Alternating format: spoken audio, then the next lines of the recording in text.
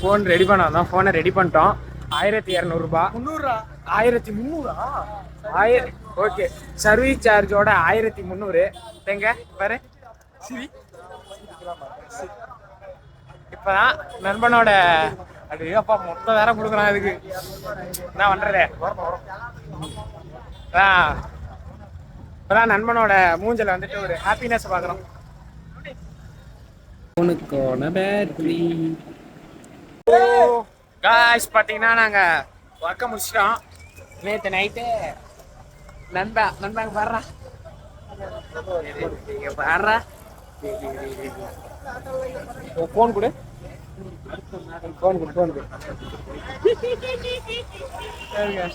இதுதான்.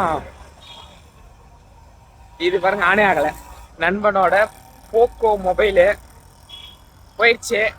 ஃபோன் வந்தால் கட் ஆகுது, ஃபோனே ரீஸ்டார்ட் ஆகிடுது. அதனால் கடைக்கு தேடி போயிட்டு இருக்கோம் சென்னையில். நண்பன் வந்துட்டு மன வருத்தத்தில் இருக்கான். பட் எனக்கு வந்துட்டு ஒரு கண்டென்ட் கிடைச்சிருக்கு. அதனால் நான் ஜாலியாக இருக்கேன். நண்பாடே ஒரு நாள் ஒரு கண்டென்ட் எனக்கு கிடைச்சிருக்கு. வாங்க கடைக்கு போய் பார்ப்போம். இவ்வளோ செலவு சொல்கிறாங்கண்ணே. கொஞ்சம் காசு தான் இருந்தால் மாற்றிப்போம். ஏன்னா இதே ரொம்ப ஓட்ட செல்லு. இல்லைன்னா வச்சுக்கோங்களேன், இந்த செல்லை வச்சுட்டு நாங்கள் வேற செல்லு வாங்க போகிறோம். பெல் அடிச்சிருச்சு நண்பா.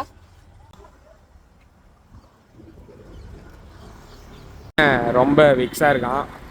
ஏன்னா வந்துட்டு காலேஜ் படிக்குள்ள கோவிட் டைமில் வாங்கின மொபைலு, அதுவும் அவனோட சொந்த காசில். நாறுலாம் தூக்கி போட்டு, அந்த தேங்காய் நார் எல்லாம் தூக்கி போட்டு வாங்கினது. அதனால் கொஞ்சம் வெக்ஸாக இருக்கான். அவ்வளோதான். ஒரு வேளை ஃபோனு ரெடி பண்ண முடிஞ்சிட்டா ரெடி பண்ணிப்போம். இதுக்கே எப்படியா இருந்தாலும் ஒரு 10,000 ரூபாய்க்கு பக்கமாக செலவு பண்ணியிருப்பான் இந்த ஃபோனை விட்டு கொடுக்க முடியலன்னு. எமோஷனான ஃபோன் அது. என்ன பண்ணுறது? போய் ஃபோனை ரெடி பண்ண முடிஞ்சால் ரெடி பண்ணுவான், அப்படி இல்லைன்னா நியூ ஃபோன் தான்.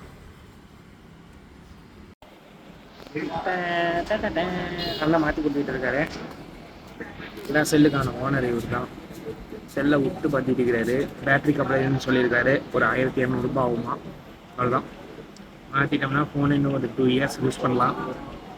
2 இயர்ஸ் யூஸ் பண்ணலாம். பட் அதுக்குள்ளே தலைவர் ஒரு ஃபோன் வாங்கிடுவான்னு நினைக்கிறேன். உழைச்ச காசில் வாங்கினதுனால கொஞ்சம் எமோஷனாக வரும். அவ்வளோதான்.